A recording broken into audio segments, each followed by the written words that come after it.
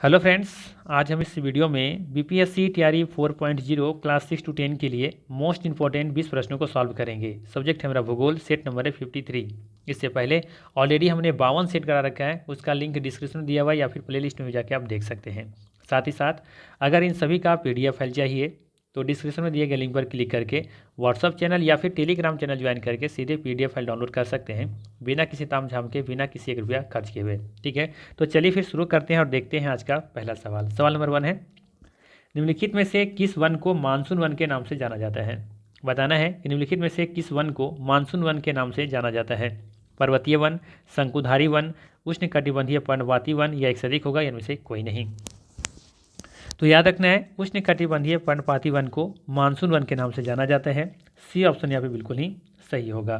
साथ ही साथ ध्यान रखना है यहाँ पे कि ये वन मुख्यतः भारत, उत्तरी पूर्वी Australia, Indonesia, Burma, Vietnam, Cambodia, दक्षिण अफ्रीका, दक्षिणी चीन, दक्षिणी ब्राज़ील और मध्य दक्षिण पूर्वी अमेरिका के बड़े हिस्सों में ये पाया जाता है। साथ ही साथ ध्यान रखना है कि यहाँ पे 2 स्पष्ट ऋतुएं होती हैं, आर्द्र और शुष्क। साथ ही साथ ध्यान रखना है कि इन वनों में मुख्यतः साल, सागौन, नीम और शीशम जैसे पौधे की बहुलता होती है, अधिक मात्रा में पाई जाती है। साथ ही साथ ध्यान रखना है कि उष्णकटिबंधीय सदाबहार वन में लगभग 200 सेंटीमीटर से अधिक कह सकते हैं आप। ठीक है, यहाँ पे वर्षा होती है। 200 सेंटीमीटर तो होती है, लेकिन इससे अधिक भी होती है यहाँ पे। ठीक है, कई कई जगहों पर देखेंगे कि सदाबहार वनों में 200 से भी अधिक वर्षा होती है। ठीक है, 200 से कम नहीं होगा। और साथ ही साथ ध्यान रखना है कि टाइगर वन वृक्ष की पत्तियाँ यहाँ पे क्या होती हैं, नुकीली होती हैं। चलिए अगला सवाल लेते हैं। अगला सवाल है, ये सवाल बीपीएससी टीआरई 3 में पूछा गया सवाल है कि अरुण, बरून और तमूर नदियाँ किस नदी प्रणाली का हिस्सा है? कृष्णा, गोदावरी, कोसी, एक से अधिक होगा, या इनमें से कोई नहीं। तो याद रखना है, अरुण, बरून, ठीक है, और तमूर ये नदियाँ कोसी नदी प्रणाली का हिस्सा है। ठीक है, तो सी ऑप्शन यहाँ पे बिल्कुल ही क्या होगा, सही होगा। ठीक है, साथ ही साथ आपको ध्यान रखना है यहाँ पे कि ये इसका जो उद्गम है, कोसी नदी का उद्गम कहाँ पे होता है? गोसाई धान चोटी के उत्तर में स्थित है यहाँ पे। ठीक है, बाकी बिहार का शोक कहा जाता है कोसी नदी को। ठीक है, साथ ही साथ ध्यान रखना है कि कोसी नदी को महाभारत में कौशिकी नदी के नाम से जिक्र किया गया या जाना जाता है। और कोसी परियोजना के लिए भारत नेपाल के बीच औपचारिक रूप से समझौता कब हुआ था? 1954 में। और बांध बना था 1958 से 62 के बीच में। ठीक है, और गोदावरी की सहायक नदी कौन कौन सी है? नदी है इसका सबरी, मंजीरा, पूर्णा, वर्धा। ठीक है, ये थोड़ा सा यहाँ पर टाइमिंग मिस्टेक लग रहा है, पूर्णा वर्धा होना चाहिए। और कृष्णा नदी की सहायक नदी कौन कौन सी है? मूसी, ठीक है, तुंगभद्रा, कोयना और ये घाट परवा। ठीक है, मालपरवा भी है। ठीक है, तो ये कृष्णा नदी की सब सहायक नदियाँ हैं। तो फिलहाल यहाँ पे सी ऑप्शन सही होगा। लेते हैं अगला सवाल। अगला सवाल है यहाँ पे, उत्तर सागर और बाल्टिक सागर के बीच कौन सा नहर स्थित है? बताना है, उत्तर सागर और बाल्टिक सागर के बीच में कौन सा नहर स्थित है? पनामा, स्वेज नहर, कील नहर, एक से अधिक होगा, या इनमें से कोई नहीं। तो याद रखना है, उत्तर सागर और बाल्टिक सागर के बीच में कील नहर स्थित है। ठीक है, ऑप्शन नंबर यहाँ पे सी बिल्कुल ही सही होगा। ये भी कह सकते हैं कि कील नहर उत्तर सागर और बाल्टिक सागर को जोड़ता है। ठीक है, बाकी ध्यान रखना है यहाँ पे, स्वेज नहर नामक कृत्रिम जलमार्ग भूमध्य सागर और लाल सागर को जोड़ता है। ठीक है, स्वेज नहर का राष्ट्रीयकरण मिस्र के राष्ट्रपति अब्दुल नासिर के द्वारा 1956 में किया गया था। इस नहर का निर्माण कार्य 1859 से लेकर के 1869 के बीच में किया गया था। इस नहर को आधिकारिक रूप से नवंबर 1869 को खोला गया था। ठीक है, इस ईरी नहर, ईरी झील और मिशिगन झील को ये जोड़ती हैं। कील नहर उत्तर सागर और बाल्टिक सागर को के बीच में स्थित है या जोड़ता है। ठीक है, कील नहर। पनामा नहर कैरिबियन सागर व प्रशांत महासागर के मध्य में स्थित है, ये भी आपको याद रखनी है। ठीक है, चलिए अगला सवाल लेते हैं। अगला सवाल है, भारत में राष्ट्रीय हरित अधिकरण अधिनियम कब पारित किया गया था? NGT, national green tribunal. ठीक है, भारत में राष्ट्रीय हरित अधिकरण अधिनियम कब पारित किया गया था? 2010 में, 2006 में या 2011 में? तो याद रखना है, भारत में राष्ट्रीय हरित अधिकरण अधिनियम 2010 में पारित किया गया था। ये ऑप्शन बिल्कुल यहाँ पे सही होगा। ठीक है, एनजीटी शॉर्ट में से कहते हैं, नेशनल ग्रीन ट्रिब्यूनल का इसका मुख्यालय दिल्ली में है। और इसके 4 और भी क्षेत्रीय कार्यालय हैं, जो 4 और जो क्षेत्रीय कार्यालय हैं वो हैं भोपाल, पुणे, कोलकाता और चेन्नई। ठीक है, चलिए लेते हैं अगला सवाल। अगला सवाल है कि भारत का मेट्रो मैन के रूप में किसे जाना जाता है? बताना है, भारत का मेट्रो मैन के रूप में किसे जाना जाता है? वाई वी रेड्डी, ई रामास्वामी या फिर ई श्रीधरन, या एक से अधिक होगा या इनमें से कोई नहीं। तो याद रखना है भारत का मेट्रोमैन ई श्रीधरन को कहा जाता है। ऑप्शन नंबर यहाँ पे सी बिल्कुल ही सही है। ठीक है, ध्यान रखना है यहाँ पे कोलकाता मेट्रो भारत की प्रथम मेट्रो रेलवे थी जिसका उद्घाटन भारत की पूर्व प्रधानमंत्री इंदिरा गांधी के द्वारा किया गया था। 1972 में मेट्रो योजना बनाया गया जो कि 1975 से अमल में आई। और ये भी याद रखना है कि दमदम से टॉलीगंज तक इस भूमिगत रेलमार्ग की कुल लंबाई कितनी थी? 16.45 किलोमीटर। कोलकाता मेट्रो रेल की शुरुआत कब हुई थी? 24 अक्टूबर 1984 को। केरल राज्य में शुरू की गई कोच्चि कोथर द्वीप जल मेट्रो परियोजना देश की प्रथम जल मेट्रो परियोजना है। ये भी याद रखना है इसको। और साथ ही साथ तो ये बता ही दिया हमने कि ई श्रीधरन भारत का मेट्रोमैन के रूप में जाना जाता है। ठीक है, चलिए अगला सवाल है भ्रंश समतल के साथ चट्टानों के खिसकने के कारण उत्पन्न होने वाले भूकंप को क्या कहा जाता है? बताना है भ्रंश समतल के साथ चट्टानों के खिसकने के कारण उत्पन्न होने वाले भूकंप को क्या कहा जाता है? विस्फोटन भूकंप, ज्वालामुखीय भूकंप या फिर विवर्तनिका भूकंप, जिसे टेक्टोनिक अर्थक्वेक भी बोलते हैं। तो ध्यान रखिएगा भ्रंश समतल के साथ चट्टानों के खिसकने के कारण उत्पन्न होने वाले भूकंप को विवर्तनिका भूकंप या फिर टेक्टोनिक अर्थक्वेक कहते हैं। ठीक है, सी ऑप्शन यहाँ पे बिल्कुल ही क्या होगा? सही होगा। ठीक है, बाकी ध्यान रखना है आपको यहाँ पे भ्रंश समतल के साथ चट्टानों के खिसकने के कारण उत्पन्न होने वाले भूकंप को विवर्तनिका भूकंप या फिर टेक्टोनिक अर्थक्वेक कहा जाता है। भूकंप का मापन भूकंप लेखी यंत्र के द्वारा किया जाता है जिसे सिस्मोग्राफ भी कहते हैं। प्लेट विवर्तनिका सिद्धांत हैरी हैरिस ने दिया था, जरूर याद रखिएगा। प्लेट टेक्टोनिक जो प्रिंसिपल था किसने दिया था? हैरी हैस ने। ठीक है, प्लेट विवर्तनिका शब्दावली का सर्वप्रथम प्रयोग टोरंटो विश्वविद्यालय के टूजो विल्सन ने 1965 में किया था। प्लेट विवर्तनिका सिद्धांत की वैज्ञानिक व्याख्या का श्रेय WJ मॉर्गन को दिया जाता है। तो इन सबको फैक्ट जरूर याद रखें, सवाल पूछा जाता है और ये भी याद रखिएगा ये सवाल भी पूछा गया है। ठीक है, चलिए अगला सवाल लेते हैं। अगला सवाल है निम्नलिखित में से कौन सा जलडमरू मध्य आर्कटिक महासागर को प्रशांत महासागर से जोड़ता है? पाक जलडमरू मध्य, नॉर्वेजियन जलडमरू मध्य या फिर बेरिंग जलडमरू मध्य? तो याद रखना है बेरिंग जलडमरू मध्य आर्कटिक महासागर को प्रशांत महासागर से जोड़ता है। ठीक है, बेरिंग जलडमरू मध्य अलास्का और रूस के बीच में स्थित है। ये न जाने इस सवाल को हम कितना बार ले चुके होंगे। ठीक है, आप लोगों को पता चल गया होगा कि कम से कम ये तीसरा चौथा बार ये सवाल लिया गया है। ठीक है, तो इसको ध्यान रखिएगा थोड़ा सा। बाकी देख लेते हैं। बेरिंग जलडमरू मध्य आर्कटिक महासागर को प्रशांत महासागर से जोड़ता है। बेरिंग जलडमरू मध्य अलास्का एवं चीन के बीच में स्थित है। पाक जलडमरू मध्य पाक की खाड़ी तथा बंगाली खाड़ी को जोड़ता है। पाक जलडमरू मध्य श्रीलंका और भारत के बीच में स्थित है। डोबर जलडमरू मध्य के बारे में याद रखना है कि ये उत्तरी सागर और अटलांटिक महासागर से संबंध रखता है। और जिब्राल्टर के बारे में याद रखना है ये जलडमरू मध्य जो है ये भूमध्य सागर और अटलांटिक महासागर से संबंध रखता है। ठीक है, चलिए अगला सवाल लेते हैं। अगला सवाल है अच्छा सवाल है मुजफ्फरपुर, दरभंगा तथा चंपारण जिलों में कौन सी मिट्टी अधिकांशतः पाई जाती हैं? बताना है मुजफ्फरपुर, दरभंगा तथा चंपारण जिलों में कौन सी मिट्टी अधिकांशतः पाई जाती है? काली मिट्टी, नवीन जलोढ़ मिट्टी, प्राचीन जलोढ़ मिट्टी या फिर एक से अधिक होगा या इनमें से कोई नहीं? तो याद रखना है दरभंगा, मुजफ्फरपुर और चंपारण जिलों में नवीन जलोढ़ मिट्टी पाई जाती हैं। ठीक है, सही आंसर हो जाएगा यहाँ पे बी ऑप्शन। ठीक है, बाकी ध्यान रखना है यहाँ पे दरभंगा ये तो मैंने बता ही दिया, यहाँ पे जलोढ़ मिट्टी पाई जाती हैं। गंडक, बूढ़ी गंडक, बागमती आदि नदियाँ प्रत्येक वर्ष बाढ़ के पानी से लाए गए गाद के निक्षेपण से नवीन जलोढ़ मिट्टी का निर्माण होता है। ठीक है, ये मिट्टी धान, गेहूँ, पटसन, गन्ना जैसे फसलों के उत्पादन में क्या होती हैं? सहायक होती हैं। ठीक है, और मिट्टी का अध्ययन को क्या कहा जाता है? पेडोलॉजी। ठीक है, चलिए अगला सवाल लेते हैं। अगला सवाल है निम्नलिखित में से कौन सा युवा वलित पर्वत नहीं है? बताना है आपको यहाँ पे कि कौन सा युवा वलित पर्वत नहीं है। अरावली, एंडीज, अपलेशियन, एक से अधिक होगा या इनमें से कोई नहीं? तो ध्यान रखना है दिए गए विकल्पों में से अरावली और अपलेशियन युवा वलित पर्वत नहीं है। ठीक है, अरावली और अपलेशियन। तो सही आंसर कौन सा हो जाएगा? Option number D. ठीक है, उपयुक्त में से एक से अधिक यहाँ पे देखेंगे कि युवा वलित पर्वत नहीं है। वलित पर्वत तो है लेकिन युवा नहीं है। ठीक है, तो ध्यान रखना है यहाँ पे सही आंसर क्या हो जाएगा? D option. ठीक है, और अरावली पर्वत को कहा जाता है ये अवशिष्ट पर्वत भी कहा जाता है। ठीक है, क्योंकि इरोजन की वजह से इसकी हाइट क्या हो गई? धीरे धीरे कम होती जा रही हैं, ध्यान रखना है। ठीक है, अच्छा अगर आपसे पूछें हम कि वलित पर्वत किसे कहते हैं तो ध्यान रखना है कि जब चट्टानों में पृथ्वी की आंतरिक बलों के द्वारा मोड़ या वलन पड़ जाता है तो उसे मुर्दार या वलित पर्वत कहते हैं।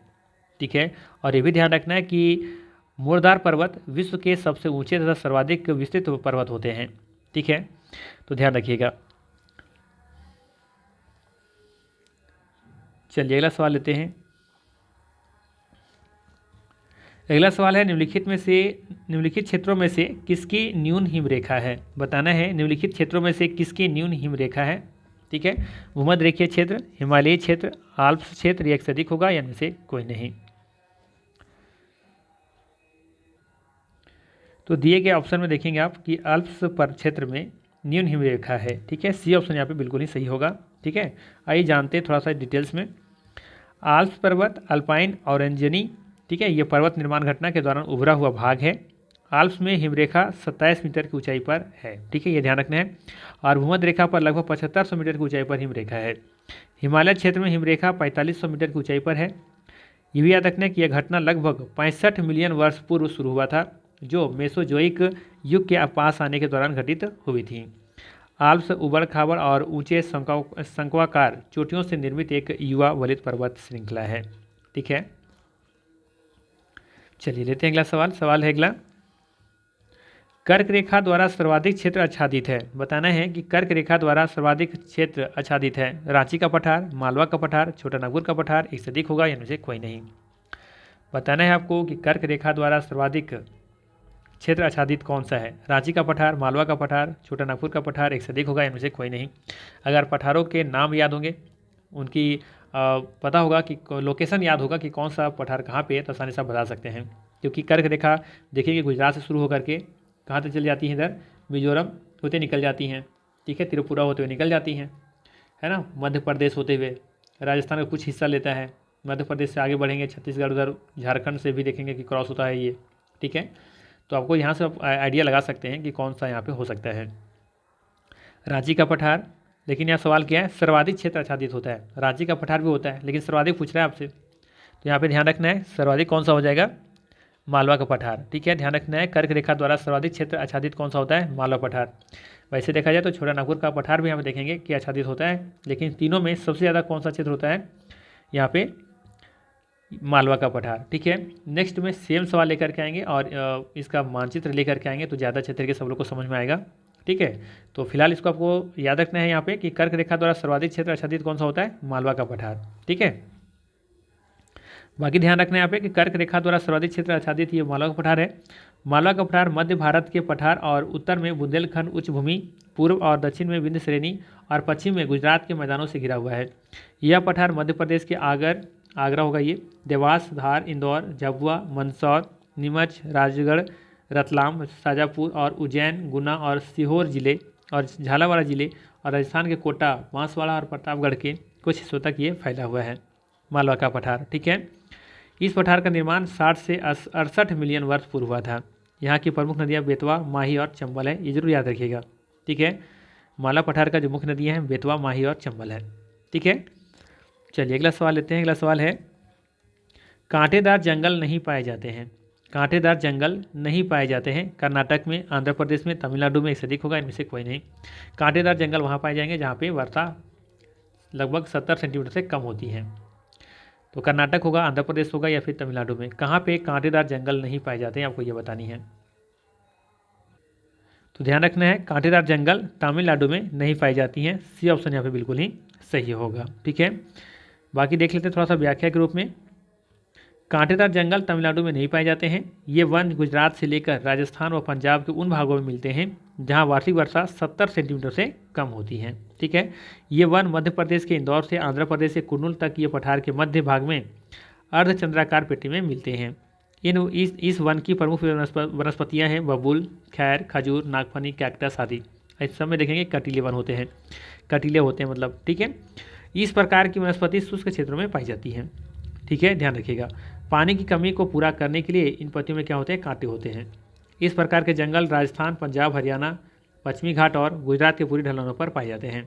ठीक है, ध्यान रखना है इस प्रकार के जंगल कहाँ देखने को मिलेंगे, राजस्थान, पंजाब, हरियाणा, पश्चिमी घाट और गुजरात के पूरी ढलानों पर। ठीक है, चलिए अगला सवाल लेते हैं। अगला सवाल है, किस राज्य में सबसे अधिक लेटेराइट मिट्टी देखने को मिलती है? उत्तर प्रदेश, बिहार, मेघालय, एक से अधिक होगा, इनमें से कोई नहीं। ठीक है, तो ध्यान रखना है मेघालय में सबसे अधिक लेटेराइट मिट्टी देखने को मिलती है। सी ऑप्शन यहाँ पे बिल्कुल ही सही है। ठीक है, ध्यान रखना है दिए गए विकल्पों के अनुसार यहाँ पे मेघालय बिल्कुल ही सही होगा। ठीक है, लेटेराइट मिट्टी की उत्पत्ति 200 सेंटीमीटर से या उससे अधिक वर्षा वाले क्षेत्रों में उत्पन्न होती है। ठीक है, लेटेराइट मिट्टी का स्वरूप ईंट जैसा होता है, ध्यान रखना है। भीगने पर ये कोमल हो जाता है और सूखने में ये फिर सूखने के बाद ये कठोर और कंटीली हो जाती हैं। ठीक है, और ये भी याद रखना है कि लेटेराइट मिट्टी का लाल रंग लौह ऑक्साइड की उपस्थिति के कारण होता है।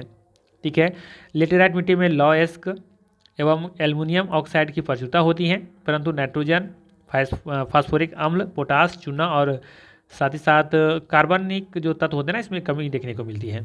ठीक है, और इसके अलावे देखेंगे मेघालय के अलावे लेटेराइट मिट्टी सह्याद्री, पूर्वी घाट, राजमहल की पहाड़ियाँ, सतपुड़ा, असम और मेघालय की जो देखेंगे पहाड़ियाँ उसके शिखरों के आसपास आपको देखने को मिल जाएंगी। ठीक है, चलिए लेते हैं अगला सवाल। चलिए अगला सवाल है, निम्नलिखित में से कौन सी तरंग ठोस, तरल और गैस तीनों माध्यमों में से गुजर सकती हैं? बताना है निम्नलिखित में से कौन सी तरंग ठोस, तरल और तथा गैस तीनों माध्यमों में गुजर सकती हैं? बी तरंग, एस तरंग या फिर एल तरंग। इसके बारे में डिटेल्स में चर्चा किया था जब हम एनसीईआरटी बुक पढ़ा रहे थे क्लास 7 का, तो अध्याय शायद 4 या 5 था, 4 या 5 ही शायद होगा, है ना, जो रिसेंटली हमने अभी अपलोड किया है उसमें हमने डिटेल से पढ़ाया है इसमें तरंगें क्या होती हैं। तो अगर आप मेरा एनसीईआरटी का जो मैराथन आप नहीं देख रहे हैं तो गलती कर रहे हैं, जरूर जाकर देखिए वहाँ से। ठीक है, पूरा एनसीईआरटी का निचोड़ आपको वहाँ मिलेगा, सब्जेक्ट वाइज, माफ़ कीजिएगा अध्यायवार। ठीक है, टॉपिक वाइज कर सकते हैं, अध्यायवार कर सकते हैं। ठीक है, तो पूरा हमने कवर किया है, क्लास 6 पूरा कवर कर लिया है और अभी मेरा क्लास 7 चल रहा है जो कि अध्याय 5 तक हमने कवर वहाँ भी कर लिया है। ठीक है, अध्याय 6 अपलोड होगा एक कल या परसों में। ठीक है, तो वहाँ जाकर जरूर देखिएगा। तो बताइए फिलहाल इसका सही आंसर क्या होगा? तो ध्यान रखिएगा सही आंसर होगा एल तरंगे, जिसे सतही तरंगे कहते हैं या फिर पृष्ठीय तरंगे भी कहते हैं। ये तीनों ठोस, तरल, गैस तीनों माध्यम में ये गुजर सकती हैं। ठीक है, तो सी ऑप्शन यहाँ पे बिल्कुल सही है। बाकी ध्यान रखना है कि भूकंप जो होते हैं ये 3 प्रकार कंपन करता है। कौन कौन? एक तो प्राथमिक, जिसे पी तरंग कहते हैं, यह तरंग पृथ्वी के अंदर प्रत्येक माध्यम से होकर गुजरती हैं। दूसरा है द्वितीय एस तरंगे, यह तरंग ठोस माध्यम से होकर गुजरती हैं। और एक है सतही एल तरंगे, ये ठोस, तरल और तथा गैस ये तीनों माध्यम से गुजर सकती हैं। ठीक है, चलिए अगला सवाल लेते हैं। अगला सवाल है, आल्प्स की सबसे ऊंची चोटी कौन सी है? बताना है आल्प्स की सबसे ऊंची चोटी कौन सी है? Mount Blanc, Elbrus, एकांकुआ।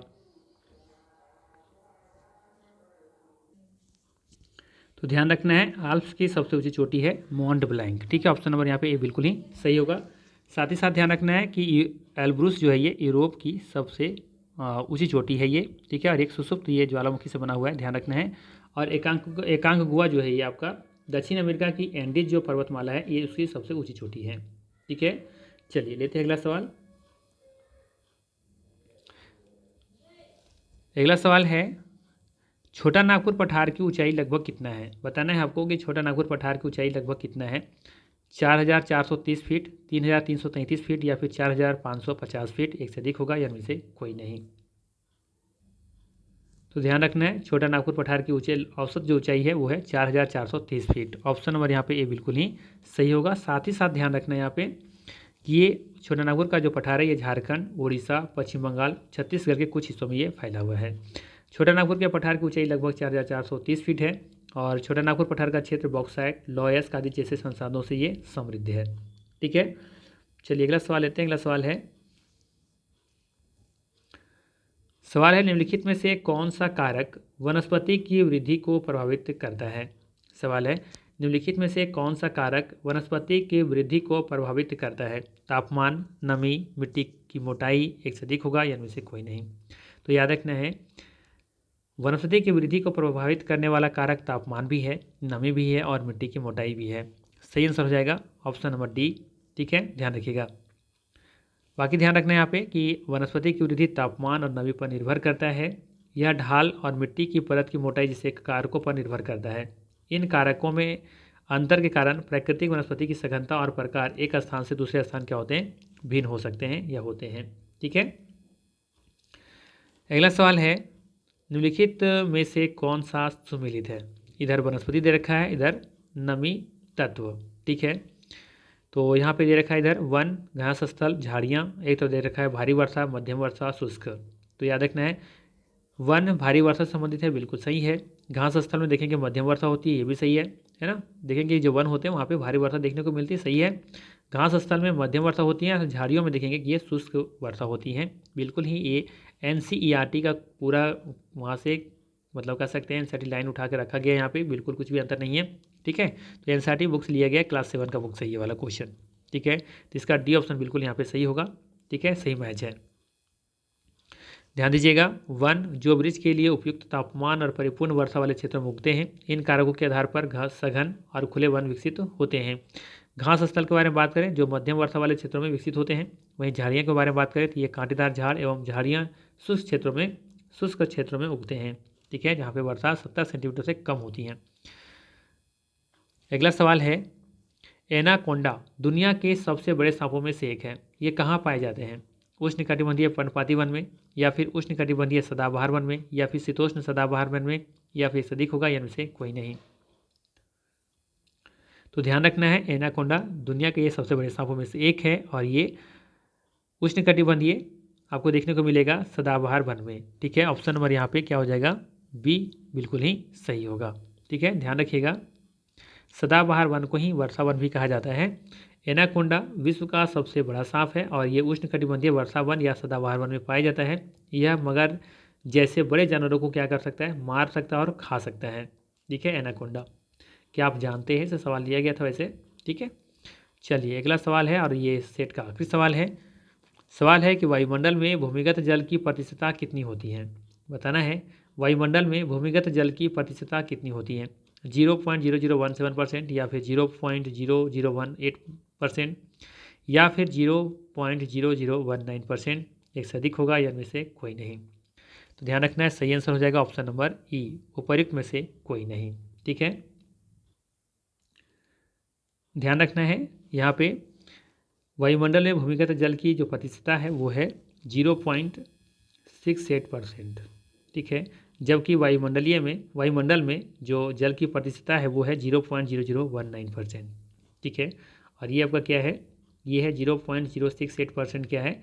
भूमिगत जल की प्रतिशतता, ठीक है।